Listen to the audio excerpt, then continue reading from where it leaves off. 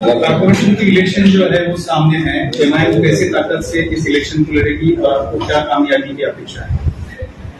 हमारे पास कंसिस्टेंटली हमारे संगठन पर, हमारे ऑर्गेनाइजेशन पर पूरी तरीके से काम चल रहा है और उसका रिव्यू भी आज दिए है और पूरा हमारे संगठन के ऑर्गेनाइजेशन के तंजीम के जो जिम्मेदार लोग हैं, प्रेसिडेंट हैं, जनरल सेक्रेटरी, उनसे हम डिटेल में बात किए और कैसा इलेक्शन में हम तैयारी आगे बढ़ेंगे, कैंडिडेट्स का सिलेक्शन उसमें है और उन लोगों का काम कैसा हो रहा है, तो सब पे माइन्यूट तरीके से बातचीत हुई और हमको उम्मीद है कि इंशाअल्लाह ताला जब कभी भी महाराष्ट्र में ये इलेक्शन होंगे, एमआईएम पार्टी का बहुत अच्छा परफॉर्मेंस है।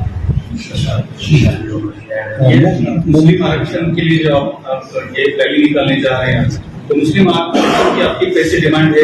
बजट में सब 5% की मांग करने वाले हैं, तादाद बड़ी है, इसलिए उसके लिए कोई परसेंटेज की बढ़ाने की मांग है।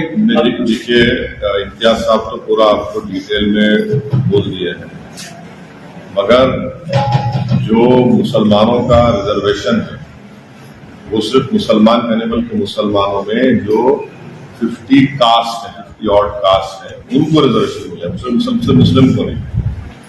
और उनका सोशल एजुकेशनल बैकवर्डनेस प्रूव हो चुका है महमूद रहमान कमेटी की रिपोर्ट से। और दूसरा जो है एनएसएसओ का डेटा है, जिसको हाईकोर्ट ने माना है। हाईकोर्ट ने कहा कि हाँ, ये महाराष्ट्र के मुस्लिम में जो इतनी कास्ट है वो सोशली एजुकेशनली बैकवर्ड है और उनको एजुकेशन में रिजर्वेशन मिल सकता है। वो एम्प्लॉयमेंट के खिलाफ नहीं थे, मगर क्योंकि एम्प्लॉयमेंट की सीलिंग 50% ऑलरेडी क्रॉस हो चुकी थी, इसलिए कोर्ट ने कहा कि एजुकेशन में दे सकते।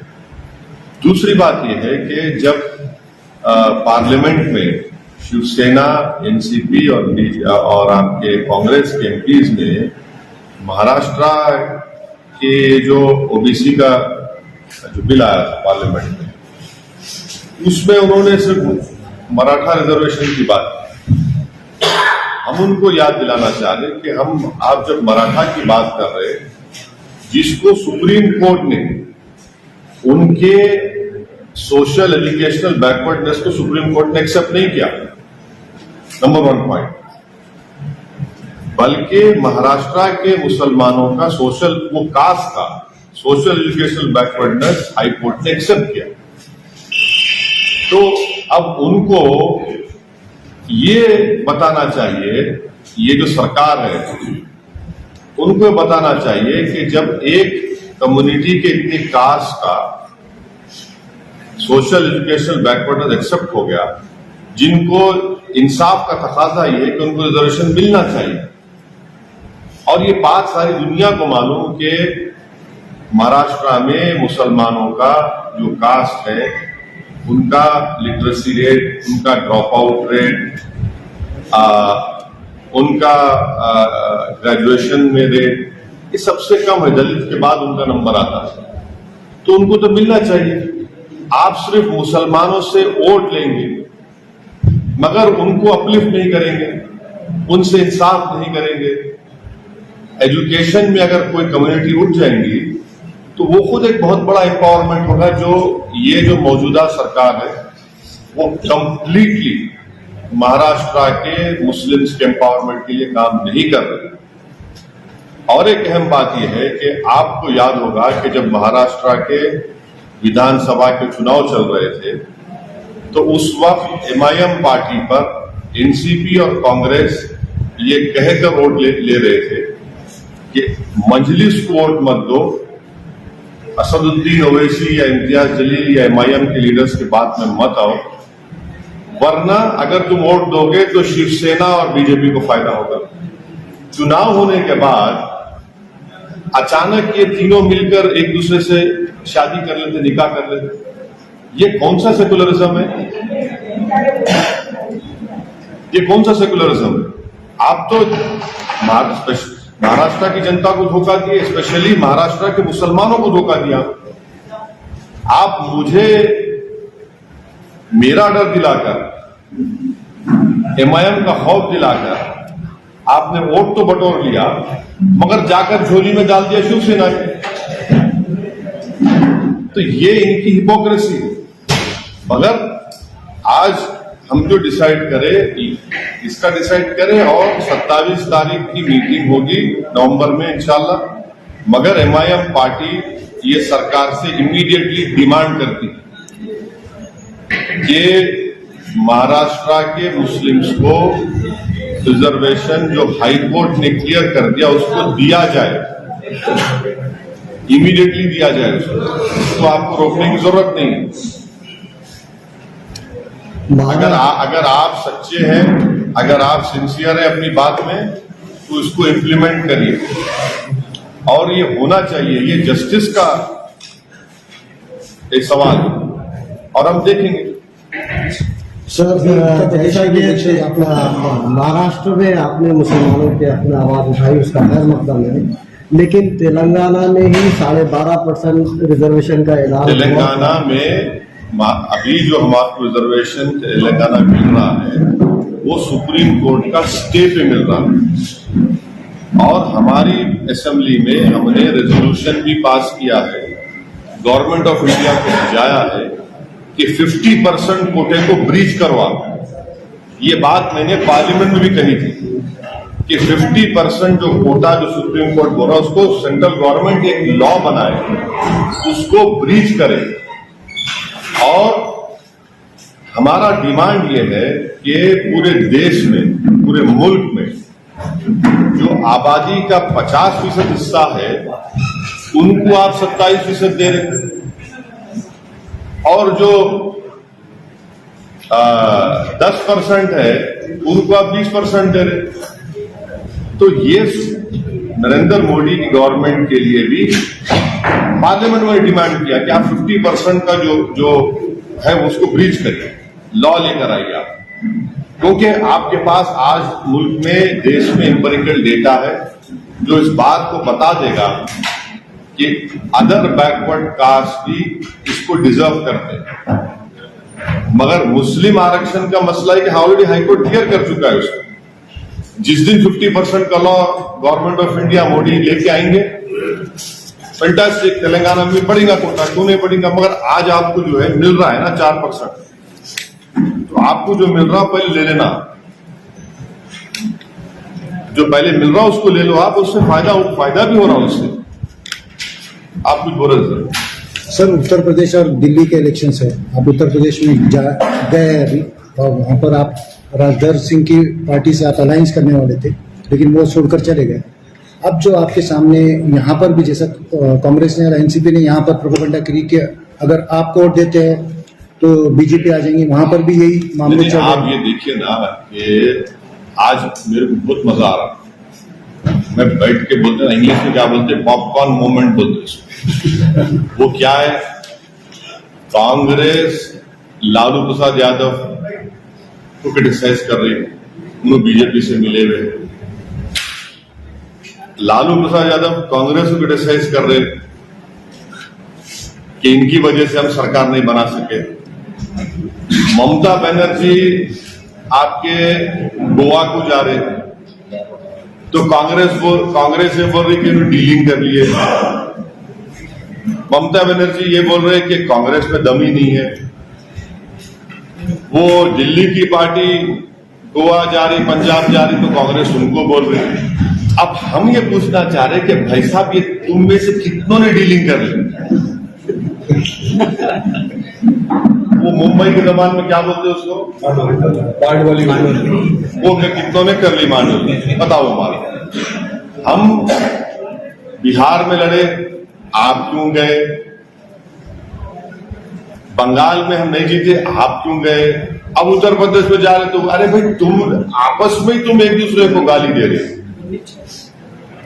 तो ये इनको एक्सपोज करता कि बस आप हमारे टेरिटरी में नहीं आते। जैसे ये देखिए, फ्यूडल लैंडलॉर्ड्स हैं लोग, फ्यूडल लैंडलॉर्ड्स हैं। तुम कैसा है भाई, गया फ्यूडलिज्म का जमाना चला गया, कोई नहीं रुकने वाला।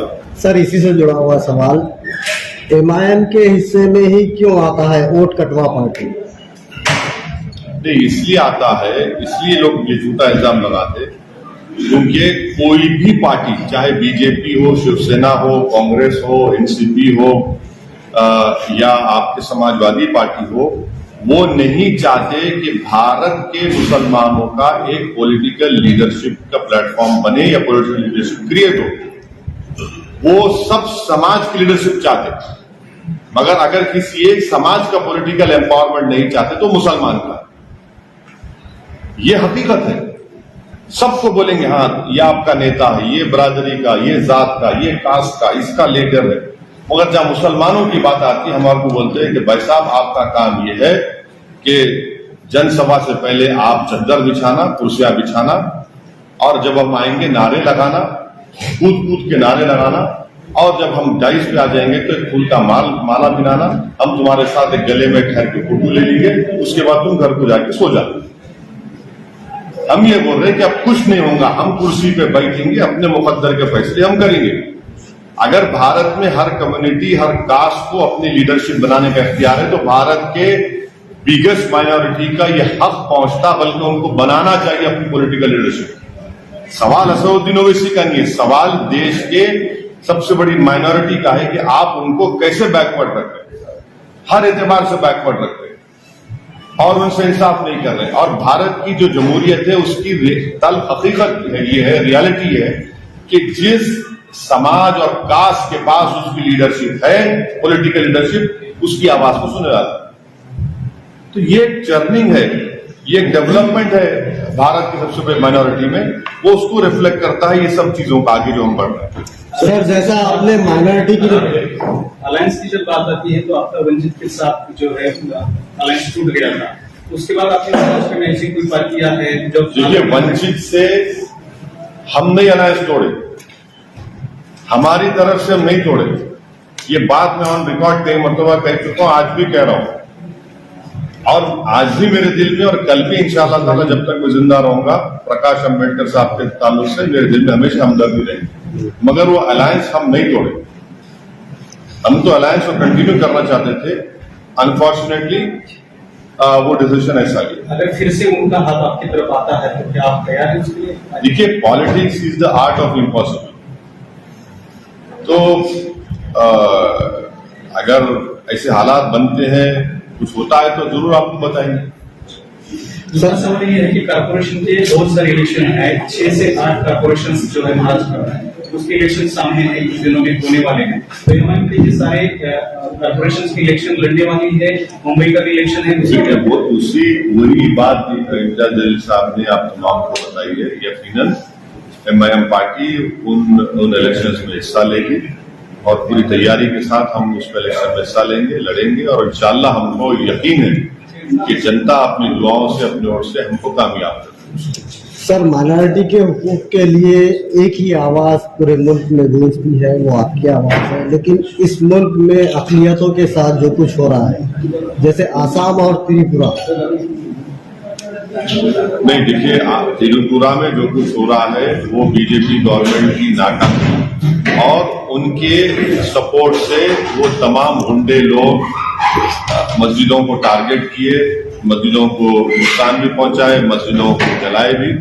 ये त्रिपुरा की बीजेपी गवर्नमेंट की खुली उनका कन्नाइवेंस है, उनकी नाकामी है, और वो ओपनली उनको इजाजत दी है कि इस तरह का जुलूस निकालो और जाकर ये तमाम वेंडलिज्म करो।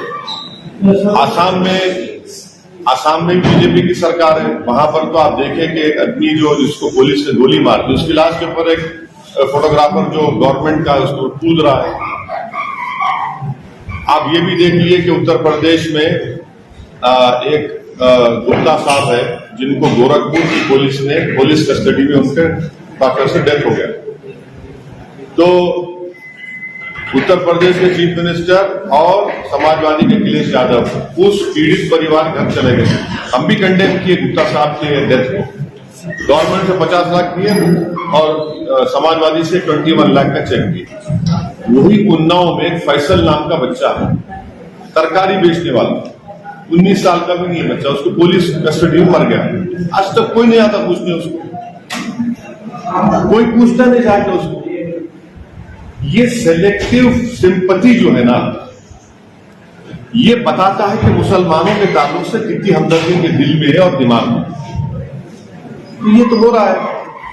आर्यन खान का जो मैटर चल रहा अरे है, मेरे को क्यों पूछ रहे हो? मैं कोई ट्विंकल टिंकल लिटिल स्टार हूं। हम क्या क्या है? हमारा सब मुफ्ती साहब हमारे बिगेस्ट स्टार है, फारूक शाह सुपर स्टार है, इम्तियाज जलील मेगा स्टार है। ये हमको कहा ले गया सर बांग्लादेश ने भी अकलियत उससे क्या कर रहे हैं? सर, जिस तरह से सेंट्रल की टीमें महाराष्ट्र में कारकर्दगी कर रही है, जैसा अरे मेरी एक बात सुनिए, ख्वाजा यूनुस की लाश अब तक नहीं मिली। कौन रोएगा ख्वाजा यूनुस के लिए?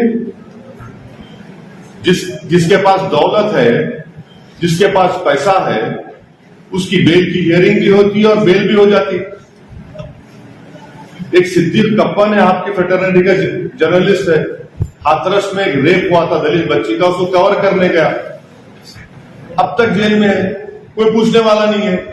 हद तो यह है कि सिद्दीक के साथ एक टैक्सी ड्राइवर था, उसको क्या मालूम भाई, चलिए सिद्दीक के ऊपर टैक्सी ड्राइवर है, पेट कमाने के लिए ले गया, वो जेल में है, उसके बारे में कोई पूछता नहीं। मुंबई ट्रेन ब्लास्ट में एक आदमी को निकला इनोसेंट प्रिजनर्स, किताब लिखा, पढ़ी आप, क्या क्या नहीं किया गया, उसके नाखूना खींचे गए, उसके ऊपर गंदगी डाली गई, कोई पूछने वाला नहीं, कोई बात नहीं करने वाला इसका।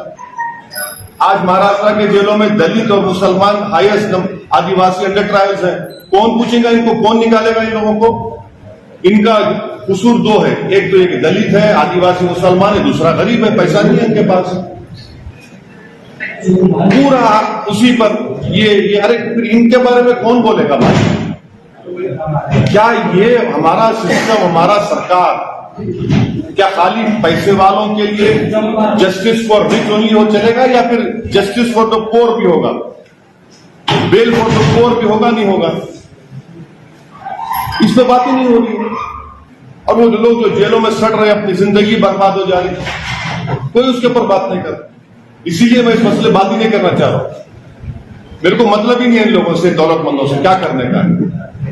मौलाना कलीम साहब, सवाल इसलिए कलीम साहब भी जा रहा है कि आपके पास पेट्रोल की गाड़ी है क्या? हाँ, तो आपको तकलीफ होगी। कितना मुंबई में कितना होगा? 113 रुपए लीटर। सर यहाँ 115 117। मगर उसके बावजूद भी मोदी को वोट देंगे।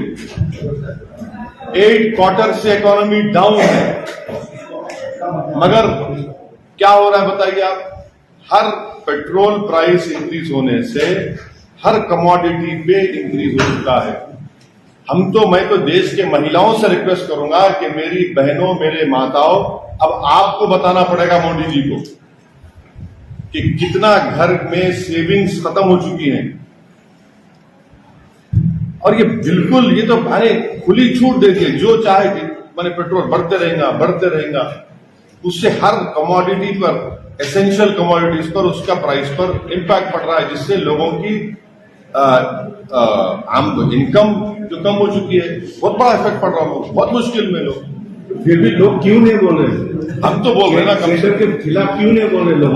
हम तो वही तो आप यही बोलना चाह रहे हैं, वही तो हम बताना चाह रहे हैं आपको कि नरेंद्र मोदी अगर जीत रहे हैं, बीजेपी अगर पूरे देश में जीत रही है, तो मेरी वजह से नहीं, कांग्रेस, एनसीपी, ये सो कॉल्ड सेक्युलर पार्टीज की वजह से बीजेपी जीत रही। ये तो उनको सोचना चाहिए। और ये दोनों पार्टियां जाते गोवा को, कोई तूफान नहीं उठता। अगर मैं अनाउंस कर दूं कि नेक्स्ट वीक मैं और मुफ्ती साहब एक मस्जिद में जाके खाली गोवा में नमाज पढ़ के आएंगे, खाली नमाज पढ़ के आएंगे, देखो आप शाम से शुरू हो जाता, अरे वोट काटने जा रहे, डील हो गई, खुला हो गया, ये हो गया। मगर ये लोग जा रहे तो दूध के धुले हुए ना। देखिए, ये हमारी डेमोक्रेसी का ये इनका रियल फेस है लोगों की, कि कभी मुसलमान अगर बोलेंगे हम इलेक्शन लड़ो, आप क्यों लड़ते? आप पैसा जाते, मगर वो लड़ रहे, एक दूसरे को उंगली भी उठा रहे, एक दूसरे को क्रिटिसाइज भी कर रहे, मगर वो सिवियरिटी नहीं है। मगर जाए मयम का नाम आ जाएगा, अरे देखो वो कर लिए, ये कर लिए। अरे शिवसेना हम एनसीपी से पूछना चाह रहे, कांग्रेस से, शिवसेना सेकुलर है या नहीं है बताओ, तो बोलेगा नहीं बीजेपी को रोकना है। अरे बीजेपी को रोकना है तो दोनों में फर्क नहीं है। अगर कल 24 में शिवसेना बीजेपी मिलकर लड़ लिया इलेक्शन तो क्या करेंगे? ये मेरे स्टेटमेंट को याद रखना आज के दिन। क्या करेंगे लोग, क्या बोलेंगे जनता को? और आप महाराष्ट्र का मुख्यमंत्री असेंबली में खड़े होकर फखर से बोलता है कि हाँ हमारे शिव सैनिक ने बाबरी मस्जिद को तोड़ा, तो ये लोग क्या मुंह में लड्डू बिठा के बैठे थे एनसीपी कांग्रेस वाले? क्या उस वक्त कांग्रेस पार्टी ने रेजोल्यूशन पास नहीं किया था पार्लियामेंट में डिमोलिशन ऑफ बाबरी मस्जिद के ऊपर? आज आप सरकार में बैठे, आप एक लफ्ज नहीं बोलते आप? क्यों? सत्ता होना, ताकत होना, मिनिस्टरों का सवाल है। ये कौन सी पॉलिटिक्स कर रहे फिर ये लोग?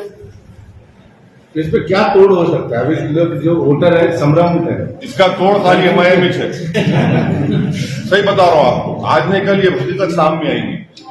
सर, जिस तरह से प्राइवेटाइजेशन हो रहा है देश में, उस पर आपका क्या कहना है? एग्जाम्पल दो आप।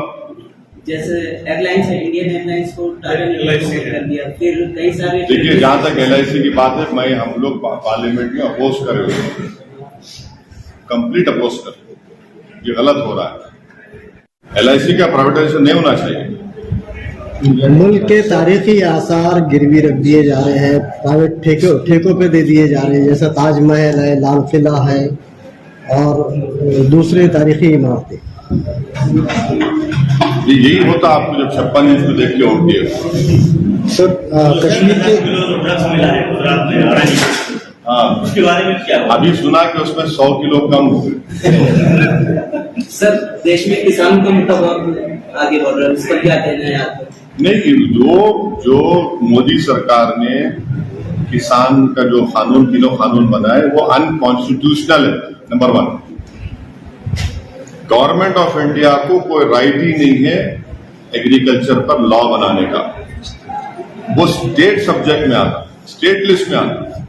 अनकॉन्स्टिट्यूशनल काम किए और वो किसानों के हित में भी नहीं है, किसानों के मफाद में नहीं है, काश्तकारों के मफाद में नहीं है।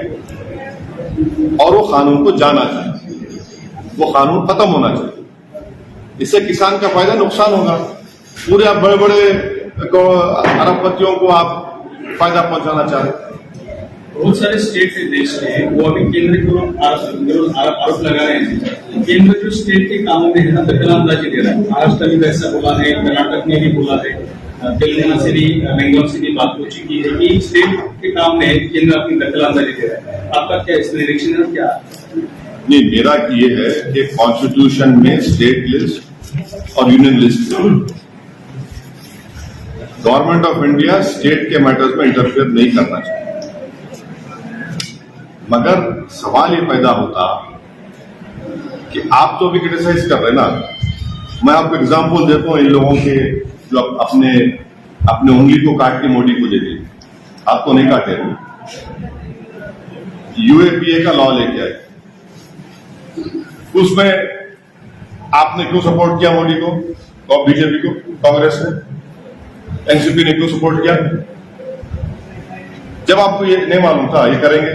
माने दिल्ली में बैठकर एक इंस्पेक्टर वो बोल देगा कि औरंगाबाद का एक्स आदमी टेररिस्ट है, बस खत्म, टेररिस्ट हो गया विदाउट इवन कोर्ट कन्विक्शन। आपने सपोर्ट क्या नहीं किया? बताओ आप। राइट टू इंफॉर्मेशन एक्ट में कमिश्नर्स का अपॉइंटमेंट, उनकी सब चीजें आपने क्यों सपोर्ट किया भाई? आप ही तो कर रहे हैं ना। आर्टिकल 370 का रेवोकेशन सब बाजा बजाए, बट हम बोल रहे हैं अनकॉन्स्टिट्यूशनल है। देखो वो पढ़ाई कर रहे हैं वो लोग। ऐसे कई एग्जाम्पल दे सकता हूं मैं आपको। बिगेस्ट एग्जाम्पल आपको दे रहा हूं, लॉकडाउन। गवर्नमेंट ऑफ इंडिया को कोई अख्तियार नहीं है लॉ एंड ऑर्डर सब्जेक्ट में। वहां दिल्ली से बैठ के मोदी जी बोले लॉकडाउन, उद्धव ठाकरे थाली बजा दिए, यस सर लगाओ लॉकडाउन। आप तय करना था कि महाराष्ट्र में, मुंबई में लॉकडाउन कब लगेगा। उन्होंने डिक्टेट करे वहां से नेशनल डिजास्टर एक्ट में। क्या नेशनल डिजास्टर एक्ट कॉन्स्टिट्यूशन से बड़ा है क्या? आप क्यों दिए उनको इख्तियार? आप क्यों सुने उनकी बात? वैसे सब स्टेट्स किए। आप मोदी की बात मानते जा रहे, मोदी बोला ठीक है चलो मित्रों हम साथ चलते हैं। आप दे रहे ना उनको राइट। पूरा लॉकडाउन में गवर्नमेंट ऑफ इंडिया कैसे तय करती थी? दिल्ली में बैठ के ऑफिसर कैसे तय करे कि मुंबई में लॉकडाउन कब होगा, हैदराबाद में कब होगा, लखनऊ में कब होगा? उसको क्या मालूम मुंबई में, हैदराबाद, लखनऊ में क्या है?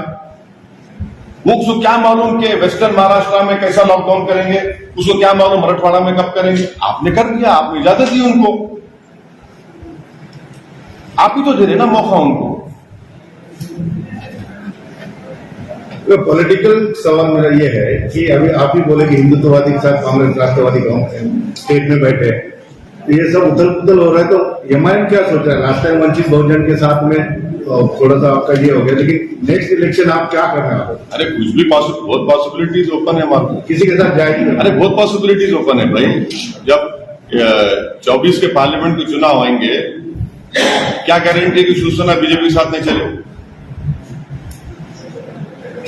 उत्तर प्रदेश में तो उनके कदम पे एमआईएम बाद में कदम डालेगी? हाँ नहीं, हमारा रास्ता एक से सीधा है, जिसको हम उर्दू अरबी बोलते सिराते मुस्तकीम का रास्ता है, स्ट्रेट पाथ। वो ये लोगों का कैसा है, ये कभी नाली में गिर जाते, कभी खड्डे में गिरते, कभी ये पानी में, कभी बुरे पानी में, निकल के फिर साफ पानी में आ जाते। इनका प्रॉब्लम यही है। हम तो हमारे लिए पूरी एवेन्यूज ओपन है, और जब विधानसभा के चुनाव आएंगे हम बताएंगे आपको। प्रकाश आंबेडकर ने जो वंचित बहुजन आघाड़ी एक साथ चली, उसका अच्छा परिणाम दिखा, लेकिन उसके सीट चिनके देखिए, ऐसा कुछ हो सकता है एमआईएम का? बिल्कुल हो सकता, नहीं हो सकता बोल के मैं डिनाई भी नहीं कर रहा हूं, मगर वो अलायंस एमआईएम की वजह से नहीं खत्म हुआ। हम तो आज भी और कल भी प्रकाश अम्बेडकर साहब की इज्जत करते रहेंगे, मगर वो अलायंस हमारी वजह से खत्म नहीं हुआ। तो पूरे स्टेट के कार्यकर्ता है, तो उनकी भी बात सुनी गई आज, तो क्या बोल रहे हैं आपके कार्यकर्ता? नहीं, हमारे स्टेट के पूरे members, party president, district president, सब लोग अपनी पार्टी की कामयाबी के लिए पूरा कोशिश कर रहे हैं, और हमको बताए कि एमआईएम का परफॉर्मेंस अच्छा रहेगा।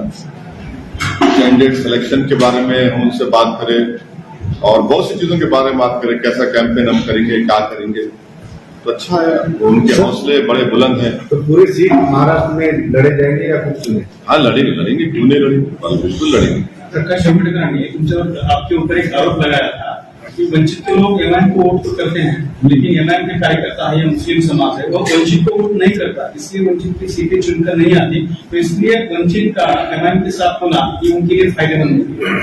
नहीं, ऐसी कोई बात नहीं है। अम्बेडकर साहब को, प्रकाश अम्बेडकर साहब को थोड़ा गलत फहमी है, ऐसी कोई बात नहीं है। वो अगर ऐसा बात कर रहे हैं तो उनकी राय है, जो सच नहीं है, बिल्कुल सच नहीं है। क्या उत्तर प्रदेश में दलित मुस्लिम होने दो? बोलो सर, यहाँ पर आपने पूरे महाराष्ट्र का जायजा लिया, कहीं पार्टी के अंदरूनी मामला ऐसे चल रहे हैं जहाँ पर एक दूसरे पे आरोप हो रहे हैं, कुछ नाराजियां हैं, आप तक आई है क्या, या फिर क्या कैसा वो करेंगे? क्योंकि हाल ही में एक प्रोग्राम बोला जाए तो औरंगाबाद में ऐसी कुछ दो पार्टियां नहीं, ऐसी कोई बात नहीं है। सब अंडर वन पार्टी लीडरशिप काम कर रहे हैं और काम करेंगे, और जिसको जो बात करना था हम बात कर लिए। ये हमारे घर की बात है। सुनिए, हाँ नहीं सही है, बात बाहर आ गई, मगर अब बात बाहर नहीं आएंगे, अंदर ही रहेंगे। मिलाव जुलाव जमेगा, आपके साथ में है दोनों देशों, उनका मिलाव जुलाव जमेगा। और एक बात और, आपने इनको कहा था ये बिल्कुल मिलाव जुलाव है, और रहेगा, और इंशाअल्लाह ताला जो और अच्छे तरीके से मिलकर काम करेंगे, तो कोई बात नहीं। सो बात सही है, बात आई, मैं इनकार नहीं कर। सर, उत्तर प्रदेश में एमआईएम की जड़ें कितनी मजबूत होंगी? क्या गैर मुस्लिम वोट भी हासिल हो सकते हैं? सियासी पार्टी की जड़ें मजबूत करना एक कंटिन्यूस प्रोसेस है। जड़ों को फैलाना बोलते हैं, तो जड़ों को फैला रहे हैं। इंशाल्लाह अच्छा काम हो रहा है, और हमको यकीन है कि इंशाल्लाह अच्छा नतीजा है। नहीं, दिल्ली में आपसे इतने खौफ, दिल्ली के कुछ ग्रुप्स ने आपके घर पर हमला किया और दिल्ली में आप जा रहे हैं, इसीलिए ये खौफ उनके दिलों में। नहीं, मेरे घर पे पहली मर्तबा हमला नहीं हुआ, ये चौथी मर्तबा हुआ हमला, 4th टाइम हुआ हमला ये। और आपको जानकर बड़ी हैरत होगी कि मेरे घर के इमीडिएट नेबर कौन है? Election commission of India. और इलेक्शन कमिश्नर और मेरे घर के सामने जो दिल्ली का पुलिस का हेडक्वार्टर है, यानी उनके कैमरे, पूरे कैमरे मेरे घर पे रहते माशाल्लाह से, सामने से पीछे से, फिर भी हमला होता है। और हमला करने वाले लाइव टेलीकास्ट करते हैं तो पुलिस को आने में जरा थोड़ी देर हो जाती है, ओनली 35 मिनट्स लगे उनको, सामने से आगे चल के आए तो 5 मिनट में आ सकते थे, मगर गाड़ी में आए तो शायद ट्रैफिक में फंस गए थे, इस तरह से 35 मिनट लगे होंगे, कोई बात नहीं, 35 मिनट्स लगे तो ट्रैफिक में फंस गए होंगे, वीआईपी कॉन्वॉय जा रहा होगा, इसलिए ऐसा हुआ। सर, औरंगाबाद का नाम बदलने का मसला जो है फिर एक बार चर्चा में आ रहा है, जो भी इलेक्शन के सामने नजर आता ही। इस बार कुछ जीआर जो है वो औरंगाबाद की बजाय संभाजीनगर डाल रहे हैं। वो इम्तियाज साहब उस पर अच्छा बोलेंगे, साहब है। महाराष्ट्र में कुछ एमआईएम के कार्यकर्ताओं को गुने दाखिल हो रहे हैं, बड़ी बात किया जा रहा है, ऐसे बहुत सी केसेस सुनने में आ रहे, देखने में आ रहे। हम अपने कार्यकर्ता के खिलाफ जो हो रहा है हम उनके साथ खड़े हैं, उनको हम नहीं छोड़ने वाले हैं, उनके साथ ठहरेंगे, उनके परिवार के साथ ठहरेंगे। अगर ये हो रहा है, हम जब सही कह रहे हैं, उसका कंडेम करके और पूरी लीगल सपोर्ट हम उनको देंगे। और इस तरह के हरकतों से एमआईएम पार्टी के कार्यकर्ता हो या जिम्मेदारों के हौसले पस्त नहीं होंगे, बल्कि हौसले बुलंद होंगे। और ये बात को बताता है कि यहाँ की सरकार डर रही है, बोखलाहट का शिकार है एमआईएम के पॉपुलैरिटी और उनके जमीन पर काम करने की वजह से। सर, जैसा पिछले 5 सालों से मैंने दिया गया था ओवैसी हॉस्पिटल और स्कूल का, अभी तक कुछ भी नहीं हुआ। हाँ, होगा भी, जैसा बात करके उस हिसाब से होगा। कोची साहब, 2019 में मोदी साहब की एक वेव थी, उनको सक्सेस मिला। अभी कुछ सर्वे बोल रहे कि मोदी की पॉपुलरिटी जो है थोड़ी सी कम होती जा रही है। आप मतलब नेशनल का पॉलिटिक्स करते तो वहां से कैसा देखते हैं आप 2024 को? नहीं, मेरे को नहीं मालूम साहब, मेरे पास कोई थर्मामीटर नहीं है कि लगा के देख के बोलने का। ना तो मैं सेफोलॉजिस्ट हूँ, मैं एक पॉलिटिशियन हूँ और अभी 2024 को टाइम है, मगर देश की जो जनता है उनको ये देखना है कि 8 क्वार्टर से हमारी इकोनॉमी गिरते जा रही है, पेट्रोल की कीमतें बढ़ती जा रही है, 6% अनएम्प्लॉयमेंट रेट हो चुका है, 6% अनएम्प्लॉयमेंट रेट हो चुका है। और कहीं पर भी आप चले जाइए, फैक्ट्री, इंडस्ट्रियल आउटपुट जो है वो सही नहीं। तो ये सब चीजें जो है ये और किसानों का मसला, बर्निंग मसला है। 24 में क्या होगा, कैसे होगा, मगर ये इश्यूज तो है पब्लिक के, इसका इम्पैक्ट रहेगा, होना चाहिए ना, होना चाहिए, इसका इम्पैक्ट होना चाहिए। देखिए क्या होता है। जलील साहब खासदार होने के बाद आप औरंगाबाद में आए हैं, तो लग रहा है कुछ बदलाव हुआ? नहीं, आप ऐसा मत बोलिए, लॉकडाउन की वजह से मैं भी नहीं आ सका, वरना पहले आता था। एक लॉकडाउन, 2 लॉकडाउन बीच में आया भी था मैं एक दिन के लिए, ऐसा नहीं कि पहली मतलब आया। अल्हम्दुलिल्लाह काफी डेवलपमेंट का काम हम काम कर रहे हैं और जितना वो करना है कर रहे हैं। और अनफॉर्चुनेटली क्या है कि वो एमपीलैट फंड्स कोविड की वजह से अब नेक्स्ट ईयर मार्च अप्रैल में शुरू होंगे, मगर उसके बावजूद भी वो बराबर आप देखिए कि स्टेडियम का काम शुरू होने वाला है और नेहरू युवा केंद्र की नई, नेहरू भवन की नई बिल्डिंग बनने वाली है। और गडकरी साहब से जाके मिले लंबा फ्लाईओवर के लिए जालना रोड पे। चौथा, वो खुद PIL डाले कोर्ट में अपॉइंटमेंट ऑफ डॉक्टर्स के जो स्केर्सिटी है। तो मैं समझता हूँ कि एज एन MP माशाल्लाह से इनका दिल सब बहुत मेहनत कर रहे हैं, काम कर रहे हैं, रिजल्ट भी आ रहे हैं। जो बरसों से औरंगाबाद के इलेक्टोरेट जिस चीज को देखना चाह रहे थे कि डेवलपमेंट हो, काम हो, कोई एमपी जो है काम करे, वो उनको आज देखने को मिल रहा है। सर, मोदी के दौरे हुकूमत में मुल्क की सरहदें कितनी महफूज है, खासतौर पे चाइना कश्मीर? देखिए,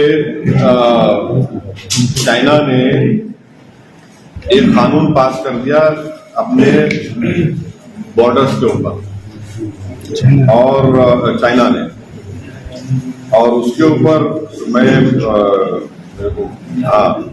अब आप मेरे को ये बताइए कि हमारे डेप्सांग, डेमचौक, गोगरा में जो लद्दाख में है, चीन की फौज बैठी हुई है। ये कैसा नेशनलिज्म है आरएसएस का, बीजेपी का, कि भारत की सरजमीन पर चीन बैठा हुआ है, आप कुछ नहीं करते। और चीन ने जो अपना बाउंड्री लॉ बनाया है, मेरा सवाल मोदी गवर्नमेंट से ये है कि हमारी सरकार जो है, एआईबी बैंक है जिसको चाइनीज कंट्रोल करते हैं, उनसे कर्जा लेके वैक्सीन खरीद रहे आप। वो बैंक को चाइनीज कंट्रोल लेते हैं, उनसे आप लेके वो कर रहे हैं। अच्छा, चाइना से ट्रेड हमारा ऑल टाइम हाई है, 100 बिलियन हो गया माशाल्लाह से। ये देखो, आप इनको कुछ बोलेंगे तो नहीं, हम ऐप बैन कर दिए बोलते हैं। चाइना और भूटान हमारा करीबी दोस्त, वो चाइना से बाउंड्री टॉस का फ्रेमवर्क बना लिया, और हमारे नेबर्स का रिलेशन चाइना से अच्छा हो गया। चाइना आज भी लद्दाख में बैठा हुआ है, 18 महीने हो गए चाइना लद्दाख में बैठकर, कोई अकाउंटेबिलिटी नहीं है। मैं तो मोदी सरकार से हमेशा डिमांड कर रहा हूं कि आप जो है ग्रुप ऑफ एमपीज को लद्दाख लेके जाइए, हमारे को दिखाइए ना क्या है लद्दाख में, चीन बैठा है नहीं बैठा है। 18 महीने से मोदी जी खुद बोले थे, आपको याद होगा ना, घुसा है ना कोई घुसा हुआ है, तो फिर आज आप क्या बात करें डिसएंगेजमेंट की चाइना से? ये कैसा है, लोग कैसा, आरएसएस कैसा खामोश बैठी हुई है भाई? वहां पर चीन घुस के बैठा है भारत का, और हम बोंगसोंगसू लेक में ऐसा उनसे फ्रेमवर्क करें कि भाई एक एरिया बना दिए, ठीक है आपने जाना, हम, अरे मैं अपने घर में नहीं जा सकता हूं, मैं अपने घर की जमीन में, ये है। ओके सर, 370 हटने के बाद बीजेपी का हर एक मिनिस्टर हो, हर 15 दिन 20 दिन में मिनिस्टर जाता, अगर रिसेंटली होम मिनिस्टर जाके आए। 370 के बाद आप कश्मीर को कैसा देखते? क्या बदला कश्मीर में? कुछ नहीं बदला। 15 से हमारे भारत के सिपाहियों को टेररिस्ट उनकी जान ले लिए, सिविलियन किलिंग्स हो गए 20 से 25 वहां पे, पाकिस्तान से ड्रोन्स में हथियार आ रहे हैं। क्या कर रहे हैं भाई आप? क्या कर रहे हैं वहां पे आप? कुछ नहीं कर रहे। और आप किसकी बातों में आकर आपने पाकिस्तान से सीज फायर दोबारा साइन किया भाई? किस बुनियाद पे साइन किया आपने सीज फायर को?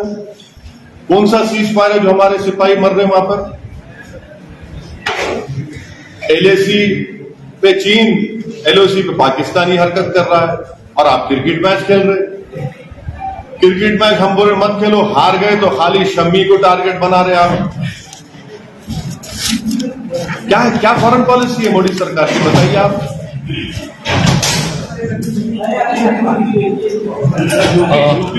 हुकूमत मिला था कि देश विरोधी केस रोल बना रही है, बल्कि दिन का दिन 10 में देखिए सुनिए, सुप्रीम कोर्ट का जजमेंट है कि सेडेशन का अगर किसी पे केस लगता तो वायलेंस होना जरूरी है। जो वायलेंस नहीं हो, सेडेशन कैसा होता बताइए? कैसा सेडेशन केस बुक करते आप? बल्कि सुप्रीम कोर्ट ने एक जजमेंट, अभी एक बेल ऑर्डर आया था 2 दिन पहले, आप देखो, जिसमें सुप्रीम कोर्ट ने कहा कि section 38 and 39 of UAPA will not apply even if you are favoring some terrorist organization. Supreme court का जजमेंट है वो। आप मैंने अगर मैं गलत कह रहा हूं तो बस उसका देख के बोलता हूं, मैं लाइव लॉ में पढ़ा, मैं वो बोलता नहीं मालूम यहाँ पे। हमारा सेक्शन सुप्रीम कोर्ट जजमेंट है, आप देख लीजिए वो। तो ये बात करेगी सेडेशन लगा दो, ये लगा दो। और आपके जो मिनिस्टर का बेटा है, उनको डेंगू हो गया तो मलेरिया हो गया तो जेल में टहल रहा, चमन में टहल रहा। वो वीडियो वायरल हुआ तो जेल को भिजा दिया उसको। बाप मंत्री है और बेटे के ऊपर 302 का मुकदमा है, और मोदी जी बोल रहे इंसाफ करेंगे। क्या इंसाफ करेंगे भाई आप? कहां का इंसाफ होगा? थार गाड़ी उसकी, बाप की गाड़ी, और इन योगी बोलते अब्बा जी, अब्बा जान। अब ये अब्बा जान को क्या करेंगे जो मिनिस्टर बन के बैठे हुए?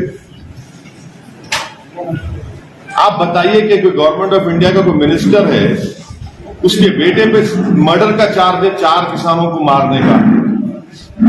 अरे मॉरली तो आप उसको रिजाइन कराओ जब कोर्ट डिसाइड करता, उसके बाद आप फैसला लो। मर नहीं दिखाना चाह रहे कि हम तुम्हारे साथ खड़े हुए, उसमें भी कास्टिज्म है, क्योंकि उनका ताल्लुक एक अपर कास्ट कम्युनिटी से। उनका वोट होना इलेक्शन के लिए तो डिस्टर्ब नहीं करेंगे, तो वो अब्बा जान के बेटे को बचा रहे। ये इनके पॉलिटिक्स है। ती 3 प्रश्न विचारतो। एक म्हणजे निवडणूक शहरातली, औरंगाबाद शहरातली आपण बैठक घेताय खुलताबादेत, याचं नेमकं काय कारण आहे? दुसरं म्हणजे सोलापूर, नहीं खुलदाबाद में अच्छी जगह है ना, साफ सुथरी जगह है। काय आहे? कोई ऐतिहासिक वजह से यहाँ पर ले रहे कुछ अरे ऐसा? मेरे भाई, हर चीज को आप ऐसा इतना माइक्रोस्कोप में मत लगा के देखो। दक्षिणी जवान वैसा नक्को देखो आप। और दूसरा, सोलापुर में कुछ आपके नगर सेवक जो है, 6 नगर सेवक जो राष्ट्रवादी के स्टेज पर दिखाई दिए हैं कुछ दिन पहले, तो कुछ कार्रवाई होने वाली है? और दूसरा और एक सवाल पूछता हूँ। सुनिए, रुक जाइए। चले गए क्या कर सकते? जान दो, जिसको जाना है जाओ, उन्होंने क्या करने का, हम जाएंगे सोलापुर को। और तीसरा, अभी 5 राज्यों के चुनाव आ रहे हैं, तो एमआईएम पार्टी इनमें से किन राज्यों में अपनी ताकत लगाकर लड़ेगी? यूपी में तो हम लड़ रहे हैं, यूपी में पूरी तैयारी कर रहे हैं, और यूपी में अच्छा खासा हमारा काम भी कितनी सीटें कुछ तो टाइम दीजिए, पूरा निकल जाएगा। दिसंबर में कोड ऑफ कंडक्ट आएगा तो बात।